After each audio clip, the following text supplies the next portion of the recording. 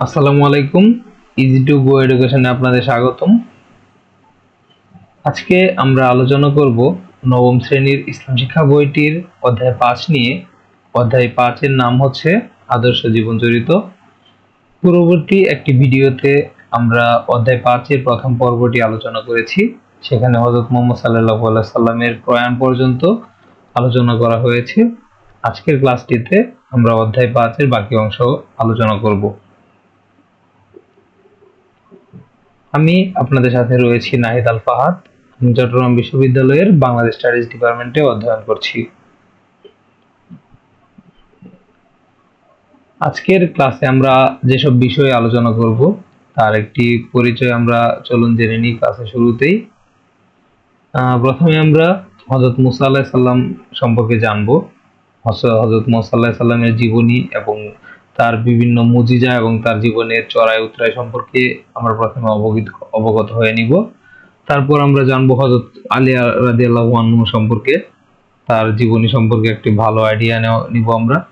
তারপর হযরত হাসান রাদিয়াল্লাহু আনহু সম্পর্কে জানবো। আমরা জানবো হযরত রাবিয়া বসরি রহমাতুল্লাহ সম্পর্কে এবং আমরা জানবো সৃষ্টি ও মানবতার কল্যাণে মুসলিম মনীষীদের অবদান। এখানে আমরা ইবনে সিনা, আর রাজি সহ অন্যান্য যারা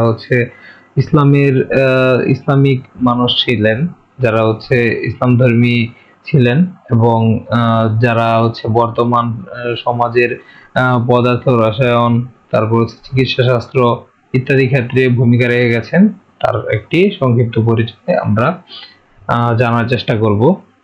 তো চলুন আজকের ক্লাসটি শুরু করা যাক।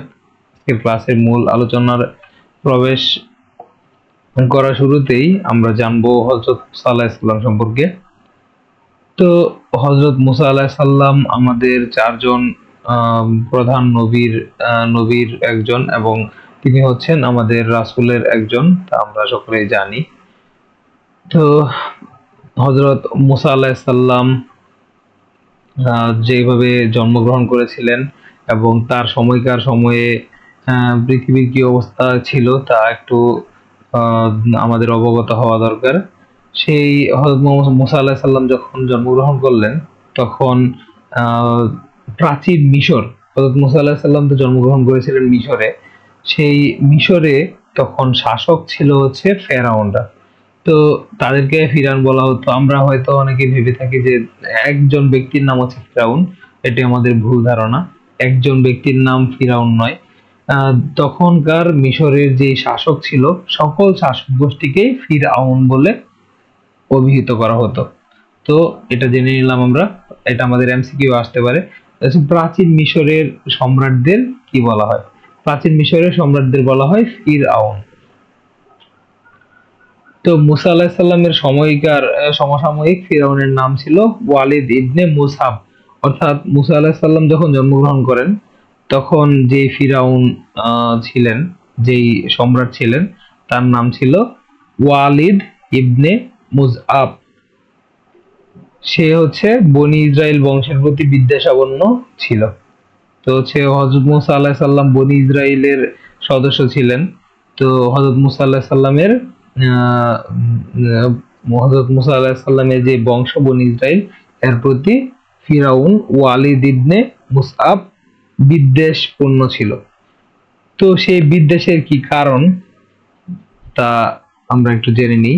তা একটি স্বপ্নের কারণে পুরা একটি গোত্রের প্রতি সম্রাটের বিদ্বেষ জন্মায়। তো একদিন যে ফিরআউন ছিল ওয়ালিদ ইবনে মুসআব, তো উনি স্বপ্ন দেখলেন যে একটি আগুন লেগেছে, সেই আগুনে তার সমস্ত রাজ্য আগুনে পুড়ে গিয়েছে, কিন্তু শুধুমাত্র বনি ইসরায়েলের যে জায়গাটুকু ছিল তা পুড়ে। তো তখন ফিরাউন সকল পণ্ডিতদেরকে জড়ো করলেন একসাথে এবং এই স্বপ্নের ব্যাখ্যা সম্পর্কে জানতে চাইলেন। তখন অন্যান্য পণ্ডিতগণ তাকে ফিরাউনকে জানালেন যে এই স্বপ্নের অর্থ এই বনি ইসরাইল গোত্রে এমন একজন শিশুর জন্ম হবে, যেই শিশু এই আপনার ফিরাউনের যেই আপনার সাম্রাজ্য রয়েছে সেই সাম্রাজ্য ধ্বংস করে দিবে। তো এটা শুনে তো ফিরাউন অনেক বিচলিত হয়ে গেল, স্বাভাবিক, তার যেহেতু শাসন চলে যাবে, সাম্রাজ্য চলে যাবে, তাই সে বিচলিত হয়ে পড়ল এবং সে আদেশ দিল যে বর্তমান সময়ে যত রকমের শিশু জন্মগ্রহণ করবে সেই বনি ইসরায়েল গোত্রে তথা শুধু বনি ইসরায়েলেই তার সময় সীমাবদ্ধ ছিল না, মিশরের যে যতগুলো শিশু ছিল তারাও ঝুঁকিপূর্ণ ছিল। মূলত হচ্ছে বনি ইসরায়েলের যত শিশু জন্মগ্রহণ করবে তাদেরকে যাতে হত্যা করে ফেলা হয়, এটা ফিরাউনের আদেশ ছিল। তো সেই আদেশ মোতাবেকই কাজ চলছিল। তো সেই আদেশ মোতাবেক সকল শিশুকে হত্যা করে ফেলা হয়েছিল। এই এমন একটি প্রতিকূল পরিস্থিতিতেই জন্ম হয়েছিল হযরত মুসা আলাইহিস সালামের। তো হযরত মুসা আলাইহিস সালামের পিতার নাম কি ছিল একটু জানি। হযরত মুসা আলাইহিস সালামের পিতার নাম ছিল ইমরান, আর মা ইউকা বাদের। তো তাদের ঘরে জন্মগ্রহণ করেন হযরত হযরত মুসা আলাইহিস সালাম। তো জন্মের পরপরই তার মা খুব বিচলিত হয়ে পড়েন, স্বাভাবিক, কারণ হচ্ছে সে যেহেতু জানে যে ফিরাউনের আদেশে সবাইকে হত্যা করা হচ্ছে, সকল শিশুকে, তো এই জন্য তার মা ভয় পেয়ে যায় এবং আল্লাহ তাকে হচ্ছে তার মাকে নির্দেশ দেয় যে হচ্ছে শিশুকে বক্সের একটা বক্স বানিয়ে সেই বক্সের ভিতরে তার শিশুটাকে যাতে রেখে নদীতে ভাসিয়ে দেয়। তো আল্লাহর নির্দেশ অনুযায়ী হযরত মুসা আলাইহিস সালামের মা সেই বাক্সটিকে একটি নদীতে ভাসিয়ে দেয় এবং ভাগ্যের কি পরিক্রমা দেখুন, সেই ভাগ্যের পরিক্রমায় সেই বাক্সটি যখন ভেসে যাচ্ছিল তখন হচ্ছে ফিরাউনের স্ত্রীর নাম হচ্ছে আসিয়া রাদিয়াল্লাহু আসিয়া ছিল। তো আসিয়া আলাইহিস সালাম নাকি, এটা আমি সঠিক বলতে পারছি না। তো আসিয়া ছিল, আসিয়ার কাছে সেই বাক্সটি নদীতে ভেসে আসলো। তো ভেসে আসার পরে তখন আসিয়া সেই বাক্সটি খুললে দেখলো সেখানে হচ্ছে চমৎকার একটা সুদর্শন শিশু রয়েছে। তো সেই শিশুটিকে দেখে তার মায়া হলো এবং তিনি সিদ্ধান্ত নিলেন যে হচ্ছে শিশুটিকে তিনি কি করবেন, লালন পালন করবেন। তো তিনি হচ্ছেন যেহেতু সম্রাটের স্ত্রী, তো তার ইচ্ছাতেই হযরত মুসা আলাইহিস সালাম ফিরাউনের বাড়িতে প্রবেশ করে ফেললো। দেখেছেন কি ভাগ্য। তো সে হচ্ছে তখন সেই বাড়িতে প্রবেশ করলো এবং ফিরাউনের কাছে হযরত মুসা আলাইহিস সালামকে দেখালেন যে হচ্ছে এই শিশুটিকে আমি পেয়েছি নদীর পানিতে, তো আমি একে লালন পালন করতে চাই। তখন ফিরাউন ভয় পেয়ে গেল। ফিরাউন বলল যে না, এটা করা সম্ভব না, কারণ এই শিশুটাই হয়তো যেহেতু পানিতে অলৌকিকভাবে ভেসে এসেছে, তো সেই হয়তো আমার শত্রু, সেই হয়তো আমাকে ধ্বংস করে দেবে। তখন আসিয়া আলাইহিস সালাম বলল যে হচ্ছে বিচলিত হবেন না, এটা আপনার মনের ভুল হতে পারে, হয়তোবা যে এটা একটা মানে একটা দৈব ঘটনা, যে এখানে চলে আসার ঘটনাটি, এটা এই শিশু আপনার ক্ষতি করবে না। তো এই ভেবে বুঝিয়ে সুঝিয়ে রানীর কথাই সে ফিরাউন রাজি হলো যে আচ্ছা ঠিক আছে লালন পালন করো, অনুমতি দিল। তো অনুমতি দিলেও তার প্রতি, যে মুসা আলাইহিস সালামের প্রতি ফিরাউনের যে ক্ষোভ বা হচ্ছে সন্দেহ, সেই সন্দেহটা থেকেই গেল। তো একদিন কি হলো, ফিরাউন মুসা আলাইহিস সালামকে কোলে নিল। তো কোলে নেওয়ার পরে মুসা আলাইহিস সালাম সেই ছোট্টবেলায় ফিরাউনের গালে এক থাপ্পড় বসিয়ে দিল। তো থাপ্পড় বসিয়ে দিলে ফিরাউন তো অনেক ক্ষেপে গেল। তো ক্ষেপে যাওয়ার ফলে সে হচ্ছে তখন একদম নিশ্চিত হয়ে গিয়েছিল যে তখন সে ধারণা করেই নিল যে যে শিশুটিকে সে স্বপ্ন দেখেছে, যে স্বপ্নে যার কথা জানতে পেরেছিল, এই সেই শিশু, এই তার সাম্রাজ্য ধ্বংস করবে। তো তখন আবার আমাদের আসিয়া আসলো। আসিয়া এসে ফিরাউনকে বুঝালো যে এটা আপনার ভুল ধারণা, সে হচ্ছে নিতান্তই বাচ্চা এবং সে বাচ্চা সুলভ কাজটি করেছে, সে না বুঝে আপনার গালে হচ্ছে থাপ্পড় দিয়েছে। তো এটা বলার পরে ফিরাউনের মন একটু গললো। তো গলার পরে সে তাও একটি পরীক্ষার ব্যবস্থা করলো। তো কি পরীক্ষা, সে হচ্ছে একটা জায়গায় মণিমুক্তা রাখলো একটা বক্সে, আর একটা বক্সে হচ্ছে আগুনের ফুলকি রাখলো। তো দেখলো সে ফিরাউন দেখতে চাইলো যে আসলে মুসা আলাহিসাল্লাম কি করে, শিশুটি কি করে। সে যদি নিতান্ত শিশু থাকে তাহলে সে হচ্ছে আগুনের কাছে যাবে, আর যদি সে হচ্ছে তাকে ধ্বংস করতে আসে তাহলে সে মণিমুক্তার কাছে যাবে। তো মুসা আলাহিসাল্লাম তো যখন হাঁটতে শুরু করলো তখন সে প্রথমে মণিমুক্তার কাছে যাওয়া শুরু করলো, কিন্তু আল্লাহর নির্দেশে ফেরেশতাগণ তাকে তাকে হচ্ছে আহ পাঠালো সেই আগুনের দিকে। কারণ যদি সে মণিমুক্তার দিকে যায় তাহলে তো তাকে ফেরাউন হত্যা করবে। এই জন্য আল্লাহর নির্দেশে ফেরেশতাগণ তাকে হচ্ছে আগুনের দিকে পাঠালো, এবং সেই আগুন মুসা আলাহিসাল্লাম সাল্লাম মুখে দিয়ে ফেললো, এবং সেই আগুন মুখে দেওয়ার ফলেই মুসা আলাহিসাল্লামের সাল্লামের মুখে জড়তা তৈরি হলো। তো আমরা জানি সকলে যে মুসা আলাহিসাল্লামের সাল্লামের মুখে জড়তা কাজ করতো, এটাই হচ্ছে সেই জড়তার কারণ। তো মুসা আলাহিসাল্লাম সাল্লাম হযরত মুহাম্মদ সাল্লাল্লাহু আলাইহি সাল্লামের মতোই হিজরত করেছিলেন।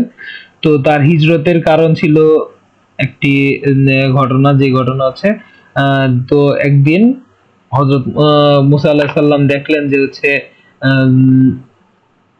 বনি ইসরাইলের একজন ব্যক্তির উপর একজন হচ্ছে অত্যাচার করছে।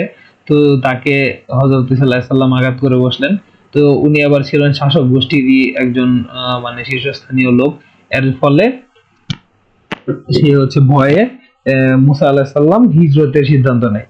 তো সে মাদিয়ানে হচ্ছে হিজরতের উদ্দেশ্যে যাত্রা করেন, এবং যাত্রা করার সময় শুআয়ব আলাইহিস সালামের সাথে তার সাক্ষাৎ হয়।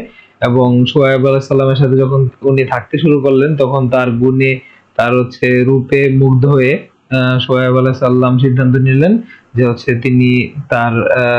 তিনি মুসা আলাইহিস সালামকে মেয়ের জামাই বানাবেন। এবং সে হচ্ছে শুআয়ব আলাইহিস সালাম তার আদরের কন্যা সফুরার সঙ্গে মুসা আলাইহিস সালামের বিবাহ দিলেন।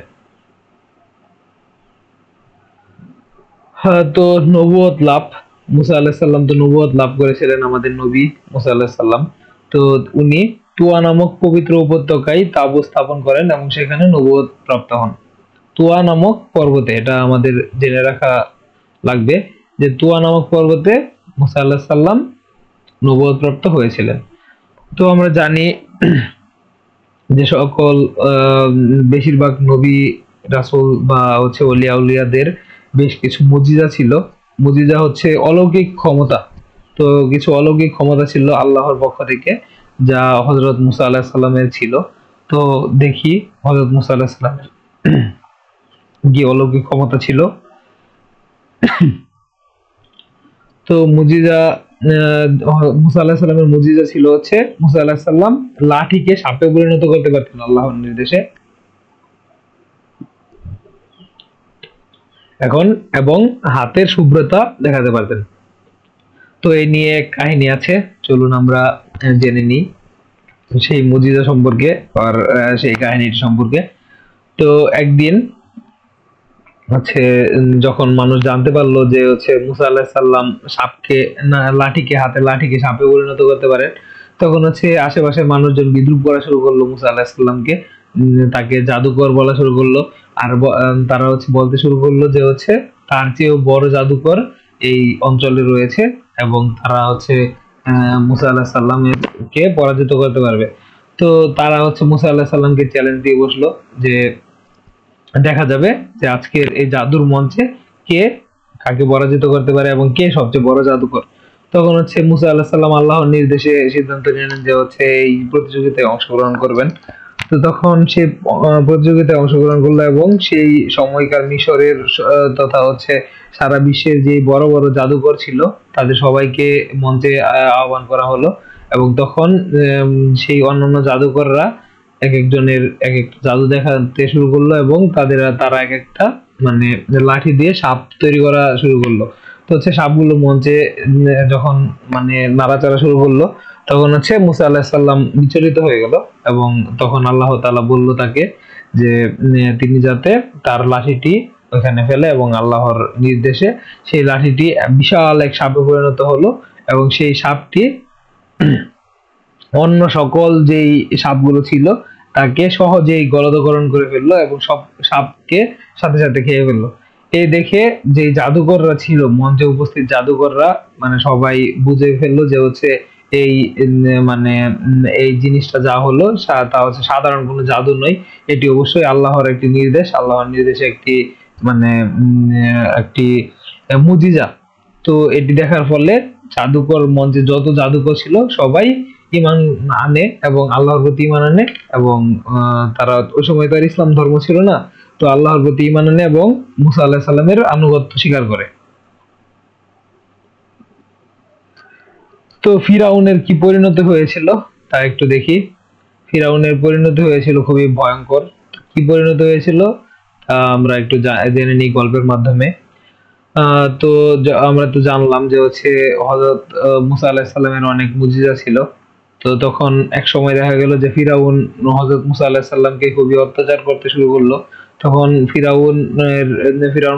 ফিরাউনের অত্যাচার থেকে বাঁচতে মুসা আলাইহিস সালাম সিদ্ধান্ত নিল যে হচ্ছে সে তার দলবল নিয়ে সেই অঞ্চল ত্যাগ করবে এবং তখন হচ্ছে নদী পার হয়ে অন্য সাইডে চলে যাবে।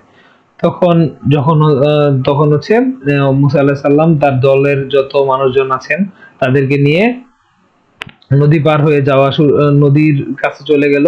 তখন হচ্ছে ফিরাউন সহ তার বাহিনীকে নিয়ে মুসা আলাইহিস সালামকে অনুসরণ করতে শুরু করলো ফিরাউন। তখন মুসা আলাইহিস সালাম যখন নদীর কাছে পৌঁছালো তখন আল্লাহর নির্দেশে মুসা আলাইহিস সালাম নদীর দিকে ইশারা করলো এবং নদীর দিকে একটা বিশাল প্রশস্ত রাস্তা তৈরি হয়ে গেল। তখন হচ্ছে মুসা আলাইহিস সালাম আল্লাহর নির্দেশে সুন্দর করে সেই নদীর ভিতরে যে পানি ফাঁকা হয়ে যাওয়া রাস্তা দিয়ে পার হয়ে গেল, এবং ফিরাউনও তার দেখা দেখি সেই রাস্তায় অনুসরণ করলো, এবং সেই রাস্তা অনুসরণ করার ফলে তার উপর তো আল্লাহর রহমত নাই, তো সে হচ্ছে সেই পানিতে পড়ে দলবল সহ ধ্বংস হয়ে গেল এবং মুসা আলাইহিস সালাম সুন্দর করে সেই নদী পার হয়ে চলে গেল। তো এই ছিল ফিরাউনের পরিণতি। তারপর হচ্ছে তাওরাত লাভ করেন। আমরা জানি মুসা আলাইহিস সালামের উপর যে আসমানি কিতাব নাজিল হয়েছিল তার নাম হচ্ছে তাওরাত। সেই তাওরাত তুর পাহাড়ে 40 দিন থাকার পরে মুসা আলাইহিস সালাম লাভ করেন এবং তার উপর তাওরাত নাজিল হয়। এখন আমরা জানবো হযরত আলী রাদিয়াল্লাহু আনহু সম্পর্কে। হযরত আলী রাদিয়াল্লাহু আনহু হচ্ছে ইসলামের অন্যতম একজন ব্যক্তি। তিনি হচ্ছেন ইসলামের চতুর্থ খলিফা, যিনি ছিলেন একাধারে চরম বীর, এবং তার অন্যান্য পরিচয়গুলো একটু জেনে নিই। তিনি ছিলেন হযরত মুহাম্মদ সাল্লাল্লাহু আলাইহি সাল্লামের জামাতা এবং ইসলামের চতুর্থ খলিফা। তার পিতা ছিলেন আবু তালিব, অর্থাৎ হযরত মুহাম্মদ সাল্লাল্লাহু আলাইহি সাল্লামের চাচা। হযরত মুহাম্মদ সাল্লাল্লাহু আলাইহি সাল্লামের চাচাতো ভাই ছিল হচ্ছে হযরত আলী রাদিয়াল্লাহু আনহু, এবং চাচাতো ভাইয়ের কাছে উনি ওনার মেয়ে ফাতিমা বিনতে আসাদকে বিবাহ দেন, এবং হচ্ছে হযরত আলী রাদিয়াল্লাহু আনহু এর উপনাম ছিল আবুল হাসান ও আবু তুরাব। এটা ছিল হযরত আলী রাদিয়াল্লাহু আনহুর নাম। তো আসাদুল্লাহ, আবার এগুলা তার অন্যান্য যেই উপাধিগুলা ছিল তা দেখে নিয়ে একটু। আসাদুল্লাহ অর্থাৎ আল্লাহর সিংহ, হায়দার অর্থাৎ হচ্ছে সিংহ, মুরতাজা অর্থাৎ কবুলকৃত, আমিরুল মুমিনিন অর্থাৎ বিশ্বাসীদের নেতা ইত্যাদি তার উপাধি ছিল। তো এই উপাধিগুলো আমরা মনে রাখার চেষ্টা করব। আর তার যেই পরিচয়গুলো ছিল যে হচ্ছে হযরত মুহাম্মদ সাল্লাল্লাহু আলাইহি সাল্লামের চাচাতো ভাই, তার হযরত মুহাম্মদ সাল্লাল্লাহু আলাইহি সাল্লামের জামাতা, ইসলামের চতুর্থ খলিফা, তারপর হচ্ছে ফাতিমা বিনতে আসাদের হচ্ছে স্বামী, এগুলো হচ্ছে আমরা মনে রাখার চেষ্টা করব। তো আলী রাদিয়াল্লাহু আনহুর জন্ম কোথায় হয়েছিল এবং শৈশব কি ছিল তা একটু জানি।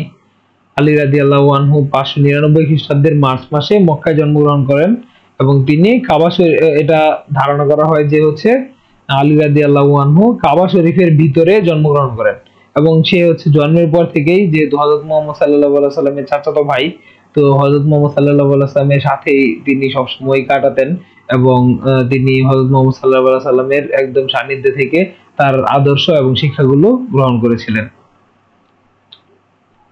ইসলাম গ্রহণ ও ইসলামের সেবায় অবদান।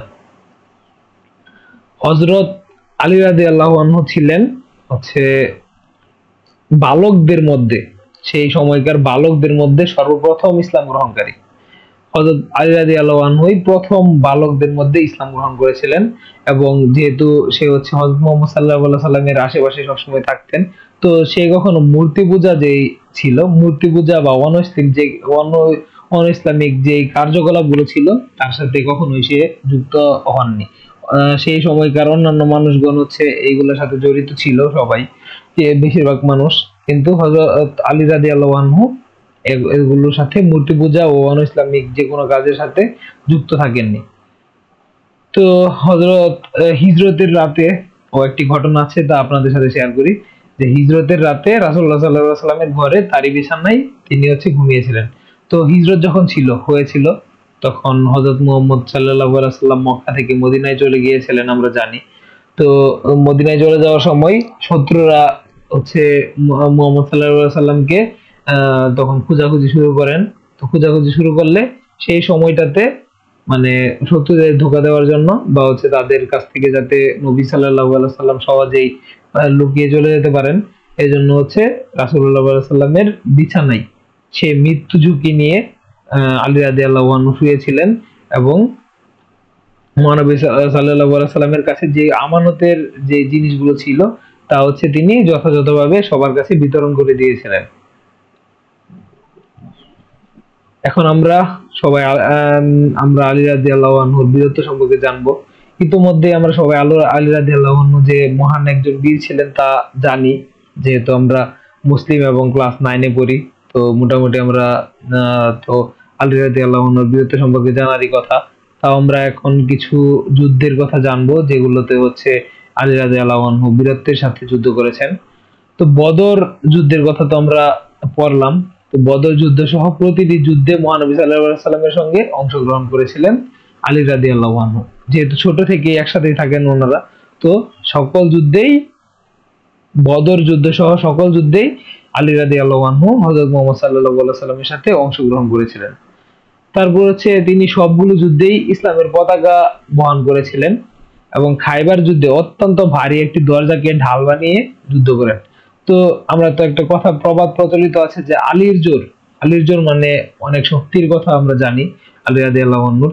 তো আলী রাদিয়াল্লাহু আনহু এতই শক্তিশালী ছিলেন যে হচ্ছে সেই ভারী যে দরজাটা আছে, একটা দরজা ছিল এখানে খাইবারের যুদ্ধে, সেই দরজাটিকে উনি হচ্ছে ঢাল বানিয়ে, ঢাল তো আমরা বুঝি যেটা হচ্ছে যুদ্ধের সময় সামনে হচ্ছে বর্ম হিসাবে, বা ঢাল যে হাতে একটা গোল থাকে অথবা বিভিন্ন শেপের থাকে, সেই জিনিসগুলোকে যা হচ্ছে মানুষকে তীর অথবা হচ্ছে ছুরির আঘাত থেকে রক্ষা করে, এগুলোকে বলা হয় ঢাল। তো এভাবে ঢাল বানিয়ে হচ্ছে উনি যুদ্ধ করেছিলেন দরজা দিয়ে। চিন্তা করে দেখুন যে উনি কি পরিমাণে শক্তিশালী ছিলেন। তো আবার আলী রাদিয়াল্লাহু আনহু হচ্ছে হযরত মুহাম্মদ সাল্লাল্লাহু আলাইহি ওয়াসাল্লামের কাছে যেই ওহীগুলো আল্লাহ প্রেরণ করতেন, সেগুলো হচ্ছে তিনি লিখে রাখতেন। এটা হচ্ছে, তাই হচ্ছে তাকে ওহী লেখক হিসাবেও জানা যায়। তো হযরত আলী রাদিয়াল্লাহু আনহুর বিবাহ কার সাথে হয়েছিল তো বললাম, হযরত আলী রাদিয়াল্লাহু আনহুর বিবাহ হয়েছিল মা ফাতিমার সাথে। এটা হচ্ছে তার বৈবাহিক জীবন এবং খিলাফতের দায়িত্ব লাভ। তো উনি ছিলেন ইসলামের চতুর্থ খলিফা। হযরত উসমান রাদিয়াল্লাহু আনহু যখন শাহাদাত বরণ করেন, তখন হচ্ছে হযরত আলী রাদিয়াল্লাহু আনহু খিলাফতের দায়িত্ব লাভ করেন। এবং উসমান রাদিয়াল্লাহু আনহু এর হত্যাকারীর বিচার করা নিয়ে বিবাদ, উষ্ট্রের যুদ্ধ ও সিফিনের যুদ্ধ হয়। এগুলা যুদ্ধে হচ্ছে আলী রাদিয়াল্লাহু আনহু নেতৃত্ব দেন। এবং অবশেষে খারেজিদের বিরুদ্ধে যেই হযরত আলী রাদিয়াল্লাহু আনহু নাহরাওয়ানের যুদ্ধ হয়, সেখানে হচ্ছে খারেজিদের বিরুদ্ধে তিনি যুদ্ধ করেন। এটা হচ্ছে তার বীরত্বের একটা অংশ এবং তার দায়িত্ব। আচ্ছা, এখন আমরা আলী রাদিয়াল্লাহু আনহুর জ্ঞান সাধনা সম্পর্কে জানবো। তিনি হচ্ছেন অসীম জ্ঞানের অধিকারী ছিলেন। তিনি আরবি ব্যাকরণ শাস্ত্রের প্রবর্তক ছিলেন। বর্তমান যে আরবি ব্যাকরণ, তার প্রবর্তক ছিলেন হচ্ছে আলী রাদিয়াল্লাহু আনহু। তিনি হচ্ছে 586টি হাদিস বর্ণনা করেছেন। ওই যে বললাম যে হচ্ছে উনি সবসময় হযরত মুহাম্মদ সাল্লাল্লাহু আলাইহি সাল্লামের আশেপাশে থাকতেন ছোট থেকে। তো সেখানে সে যা দেখেছেন তা হচ্ছে তিনি লিপিবদ্ধ করেছেন অনেক কিছু, যেহেতু উনি শিক্ষিত ছিলেন। তো হচ্ছে 586টি হাদিস তিনি বর্ণনা করেছেন। এটা অবশ্যই ইসলামের জন্য একটি কল্যাণকর বিষয়।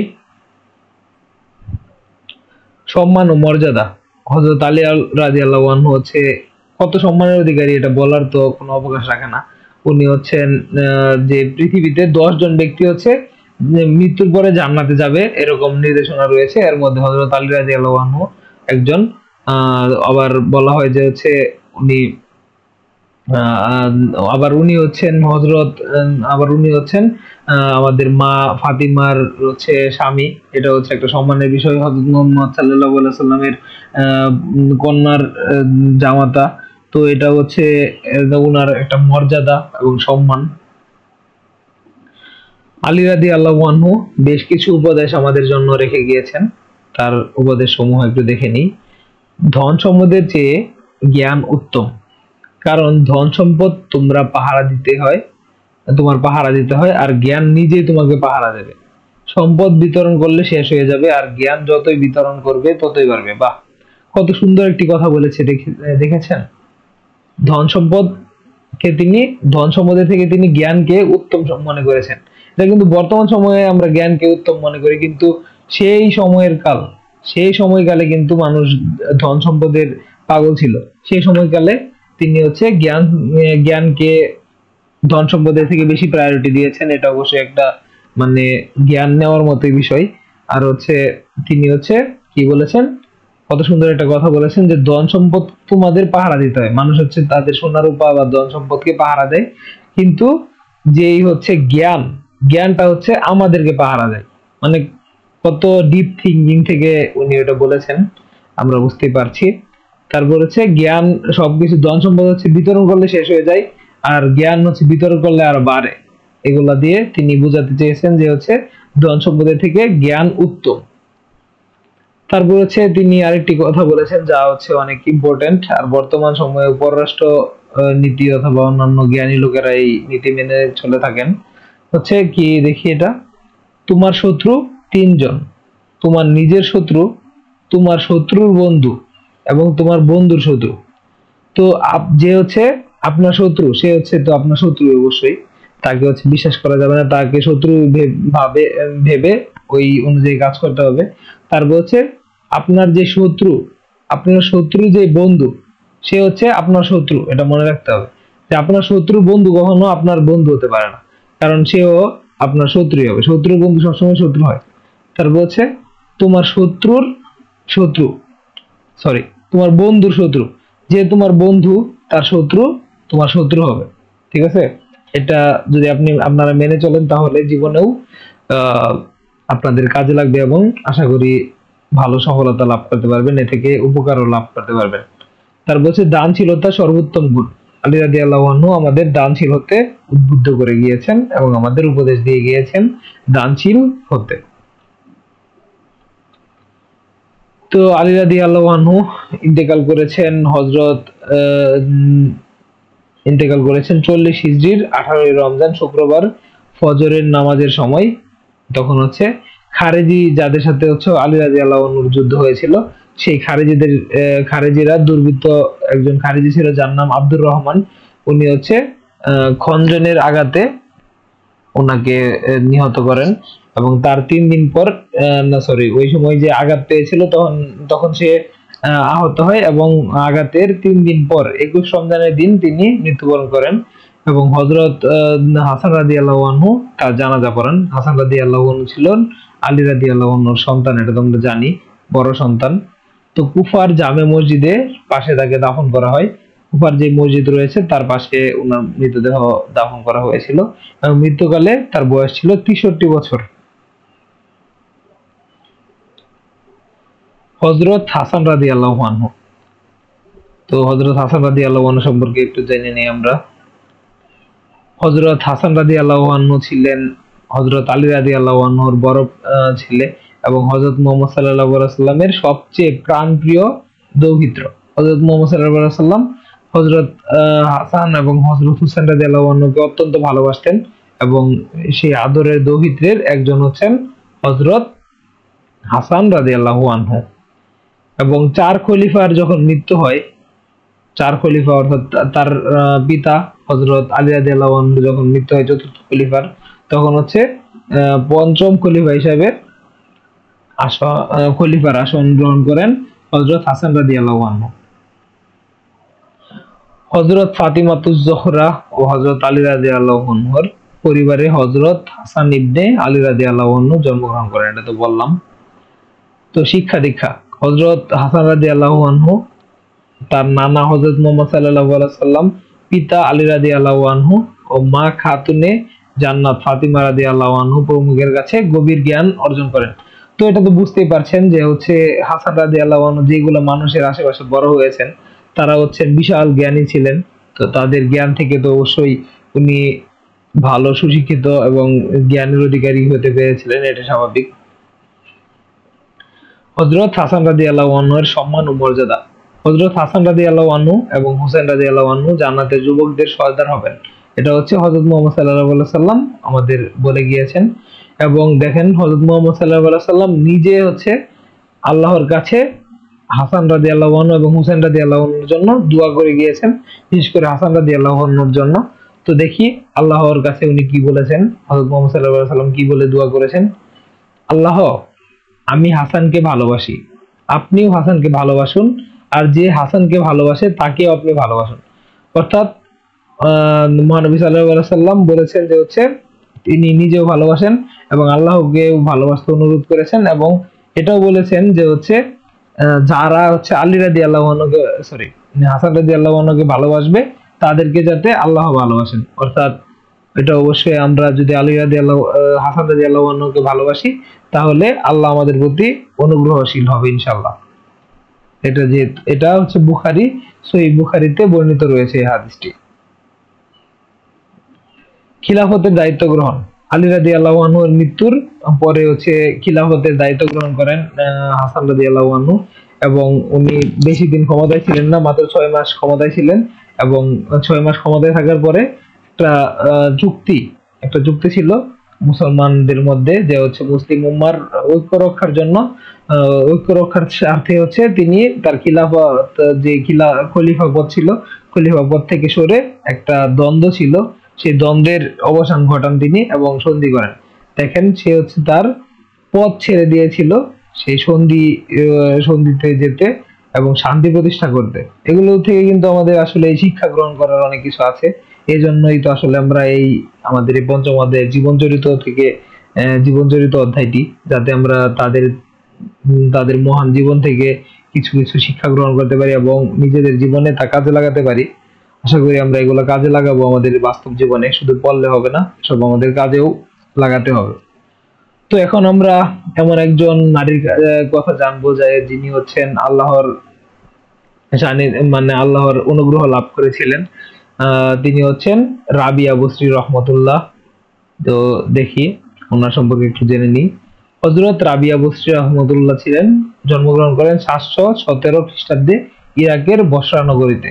তো বসরা নগরীতে যেহেতু জন্মগ্রহণ করেছেন, তার সেই অনুযায়ী তার নাম হয়েছে বসরি।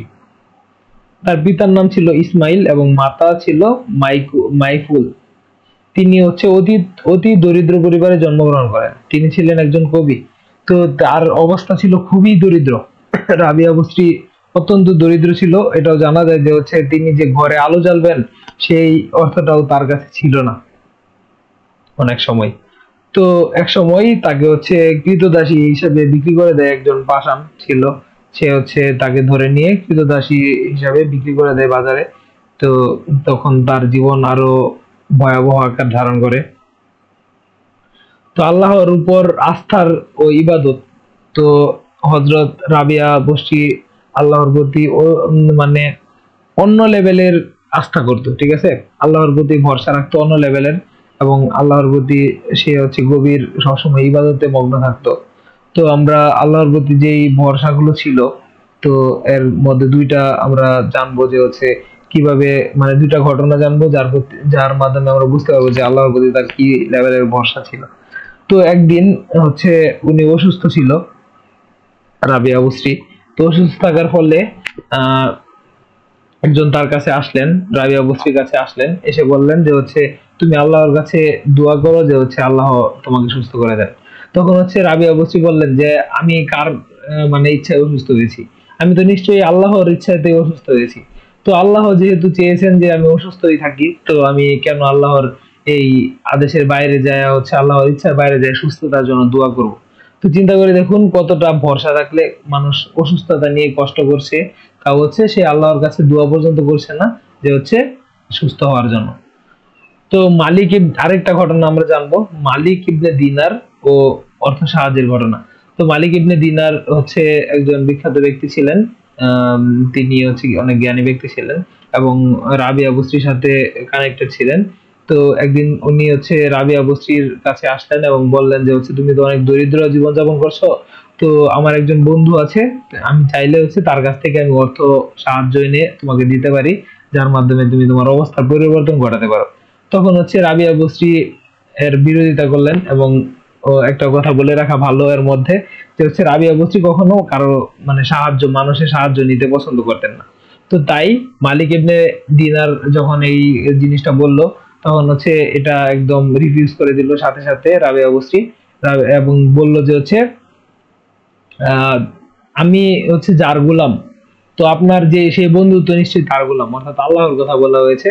তো আল্লাহ যেহেতু আমার এই অবস্থায় রাখছে, তো আমি এই অবস্থায় থাকতে চাই, আমার কোনো সমস্যা নাই এতে। তো আল্লাহর প্রতি এই লেভেলের ভরসা ছিল যে তাকে অর্থ দিতে বলা হচ্ছিল, তাও উনি তা গ্রহণ করেনি। মানুষের কাছে উনি সাহায্য গ্রহণ করতে পছন্দ করতেন না সাধারণত, একদম খুবই স্ট্রং পার্সোনালিটির মানুষ ছিলেন। তো তার মধ্যে কিছু আধ্যাত্মিকতাও ছিল, যেমন মুজিজা টাইপের ছিল। তো কি কি ছিল আধ্যাত্মিকতা দেখি একটু। তো এখানে দুইটা ঘটনা আমরা জানবো, একটা পঙ্গপালের ঘটনা আর একটা পেঁয়াজের ঘটনা। তো একদিন রাবিয়া বস্রি শস্য ফলিয়েছিল, সেই শস্যের আশেপাশে দেখা গেল যে পঙ্গপাল ঘোরাফেরা করছে। তো পঙ্গপাল ঘোরাফেরা করলে, পঙ্গপাল এক ধরনের পোকা যা সব ফসল খেয়ে ফেলে, একদম নিমিষেই সকল ফসল নষ্ট করে দিয়ে যায়। তো এটা দেখে রাবিয়া বসরি একদম দুর্বল হয়ে গেল, মনোবল হারিয়ে ফেললো এবং আল্লাহর কাছে দোয়া করলো যে আল্লাহ এটা এর একটা সমাধান করেন আপনি, যে আমি কি আপনার বন্ধু বা শত্রু যেই হোক পঙ্গপাল, তাকে কি এটা তার এটার জন্য যা ভালো হবে তাই আপনি সিদ্ধান্ত গ্রহণ করেন, এরকম কিছু একটা বলা হয়েছে। এবং এটা বলার ফলে সাথে সাথে আল্লাহর নির্দেশে পঙ্গপাল ওখান থেকে উড়ে চলে যায় এবং তার ফসল আর ক্ষতি হয়নি। তো এই ছিল পঙ্গপালের কাহিনী। আর এটা পেঁয়াজের কাহিনী আছে। তো একদিন রাবিয়া বসরি রান্না করছিল, তখন তার কাছে কোনো পেঁয়াজ ছিল না। তো আগে তো বলেছি যে রাবিয়া বসরি কারো কাছে কোনো মানুষের কাছে সাহায্য নিতে পছন্দ করতেন না। তো যখন পেঁয়াজ ওইখানে রান্না হচ্ছিল, তো তখন পেঁয়াজ ছিল না, তখন আল্লাহর কাছে উনি দোয়া করলেন এবং আল্লাহ কেমনে কাজ করলো যে এক চিলের পায়ে পেঁয়াজ নিয়ে যাচ্ছিল, তখন পেঁয়াজগুলা চিল রাবিয়া বসরির একদম সামনে ফেলে দিল এবং এই আধ্যাত্মিক ভাবে পেঁয়াজগুলো দিয়ে পড়ে গেল রাবিয়া বসরির সামনে, এবং সেই পেঁয়াজগুলো দিয়ে রাবিয়া বসরি রান্না বান্না করলো। তারপর দেখি তার মৃত্যু সম্পর্কে একটু জানি। অনেক শ্রম ও কষ্টসাধ্য ও আধ্যাত্মিকতাপূর্ণ জীবনযাপন করার পর আল্লাহর প্রিয় এই নারী 185 হিজরি মোতাবেক 801 খ্রিস্টাব্দে বসরায় ইন্তিকাল করেন, তাকে বসরায় দাফন করা হয়। তো এখন আমরা মুসলমান কিছু মনীষীদের সম্পর্কে জানবো, যারা পৃথিবীর নানা মানব কল্যাণে অংশগ্রহণ করেছেন। তো চলুন একটু জেনে নেওয়া যাক। প্রথমেই আমরা জানবো যে চিকিৎসা শাস্ত্রে যাদের অবদান ছিল। তো আমরা প্রথমে চিকিৎসা শাস্ত্রে একজন ব্যক্তির নাম জেনে থাকবো, যার নাম খুবই আলোড়িত সারা বিশ্বেই। তিনি ইবনে সিনা। তো ইবনে সিনা ছিলেন উজবেকিস্তানের একজন নাগরিক এবং মুসলমান, যিনি এই ইবনে সিনার সম্পূর্ণ নাম অনেক বিশাল বড় ছিল। তো আগেকালে এরকম বড় বড় নাম ছিল মোটামুটি সবারই, তার নামও অনেক বড়, আবু আলী আল হুসাইন ইবনে আব্দুল্লাহ ইবনে সিনা। তো এই ইবনে সিনা সংক্ষেপ নামে তাকে রাখা হতো। তিনি উজবেকিস্তান। উজবেকিস্তান একটা মধ্য এশিয়ার দেশ, ঠিক আছে। তো এই উজবেকিস্তানে তিনি জন্মগ্রহণ করেছিলেন এবং তিনি অত্যন্ত মেধাবী ছিলেন এবং চিকিৎসা শাস্ত্রে এক সময় দেখা যায় যে সে আসক্ত হয়ে গিয়েছেন এবং চিকিৎসা শাস্ত্রের জন্য সে গবেষণা করতে থাকেন এবং নানান চিকিৎসা পদ্ধতি যেমন আবিষ্কার করতে থাকেন, তেমনি এর সাথে সাথে বিভিন্ন বইও লেখেন। তার একটা বিখ্যাত বই হচ্ছে আল কানুন ফি তিব। এটাকে বলা হয় যে হচ্ছে চিকিৎসা শাস্ত্রের বাইবেল। আল কানুন ফি তিবকে বলা হয় চিকিৎসা শাস্ত্রের বাইবেল। এটা মনে রাখবেন, মনে রাখার চেষ্টা করবেন। আর হচ্ছে চিকিৎসা শাস্ত্রে তার অসাধারণ অবদানের জন্য তাকে আধুনিক চিকিৎসা বিজ্ঞানের জনক বলা হয়ে থাকে। ইবনে সিনাকে আধুনিক চিকিৎসা বিজ্ঞানের জনক বলা হয়ে থাকে, এটা মনে রাখার চেষ্টা করবেন। আর হচ্ছে এগুলা থেকে এরকম বড় কোশ্চেন আসার সম্ভাবনা নেই।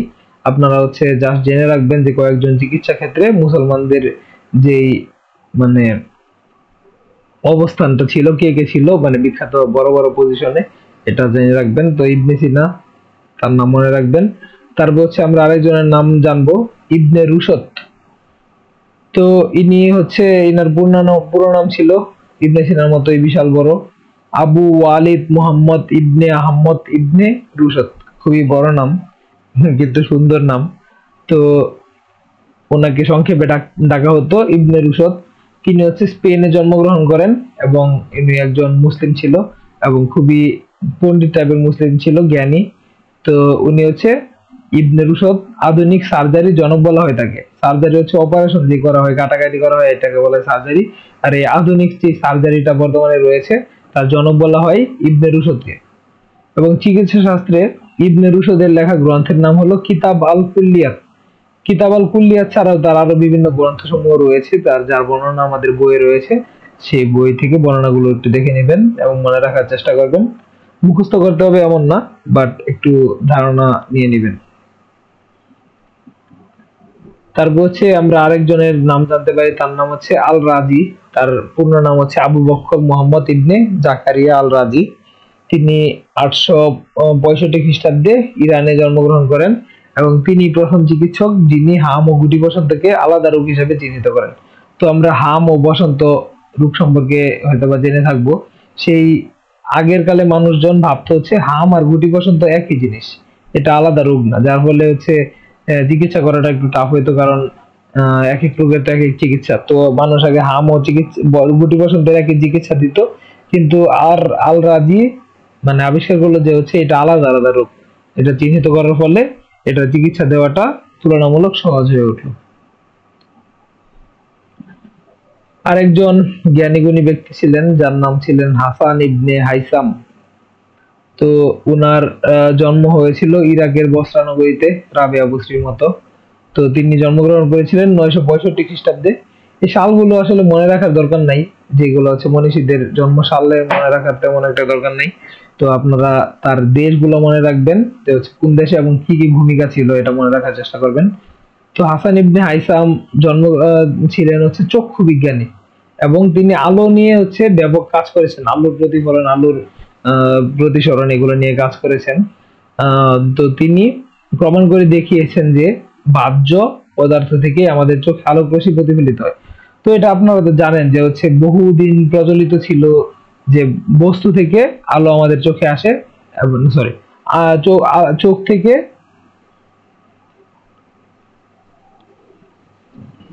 মানে অনেকদিন প্রচলিত ছিল যে হচ্ছে চোখ থেকে আলো যায় হচ্ছে বস্তুতে এবং সেই আলো যাওয়ার ফলে আমরা বস্তুটাকে দেখতে পাই। কিন্তু উনি হচ্ছে হাসান ইবনে হাইসাম প্রমাণ করলেন যে না, এটা ভুল। এই এতদিন থেকে প্রচলিত যে ধারণাটি, এটি ভুল। সত্যি কথা হচ্ছে বাহ্য পদার্থ যেটা আছে তা থেকেই বরঞ্চ বাহ্য পদার্থ থেকে আলো হচ্ছে আমাদের চোখে আসে এবং তার ফলে আমরা দেখতে পারি। চোখ থেকে আলো বাহ্য পদার্থে যায় না। এছাড়াও তিনি হচ্ছে বর্তমান যে ম্যাগনিফাইং গ্লাস দিয়ে আপনারা বায়োলজি ল্যাবে কাজ করেন, এগুলো হচ্ছে ম্যাগনিফাইং গ্লাসটার আবিষ্কারকও হাসান ইবনে হাইসাম। এখন আমরা জানবো মুসলমান যারা হচ্ছে রসায়ন শাস্ত্রে অবদান রেখেছেন তাদের নাম। এখানে হচ্ছে একদম জনপ্রিয়, খুবই জনপ্রিয় একজন ব্যক্তি রয়েছেন, যিনি হচ্ছে জাবির ইবনে হাইয়ান। ইনি রসায়ন শাস্ত্রে অত্যন্ত অধিক ভূমিকা রেখেছেন এবং যার ফলে ওনাকে রসায়নের জনক বলেও ধরা হয়। যদিও এটা নিয়ে বিতর্কিত আছে, এটা আমি লিখে রেখেছি। আবার হচ্ছে যারা হচ্ছে ইসলাম মতাদর্শী না, তারা ধারণা করেন যে অন্য একজন ব্যক্তিকে রসায়নের জনক হিসেবে ধরেন। কিন্তু আমরা মুসলিম বিশ্ব ছাড়াও অনেকেই ধারণা করে থাকেন যে হচ্ছে জাবির ইবনে হাইয়ানকেই মানে রসায়ন শাস্ত্রের জনক হিসেবে অভিহিত করে থাকেন। তো জাবির ইবনে হায়ানের পূর্ণ নাম হচ্ছে আবু আব্দুল্লাহ জাবির ইবনে হাইয়ান। এগুলো পূর্ণ নাম মুখস্থ করার দরকার নেই, যা জেনে রাখেন। তো তিনি দক্ষিণ আরবের তুস নগরে আজত বংশে 722 খ্রিস্টাব্দে জন্মগ্রহণ করেন। তিনি কোথায় জন্মগ্রহণ করেছেন? দক্ষিণ আরবের তুস নগরে, আরবে জন্মগ্রহণ করেছেন, এটা মনে রাখবেন।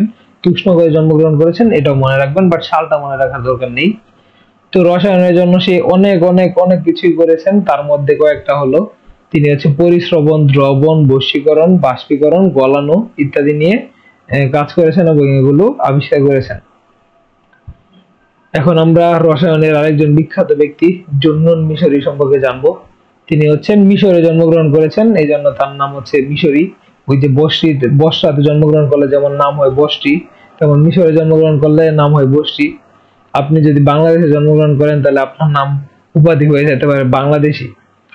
ওকে, তো তিনি মিশরের আখমিম নামক স্থানে জন্মগ্রহণ করেন এবং তার নাম শাওবান।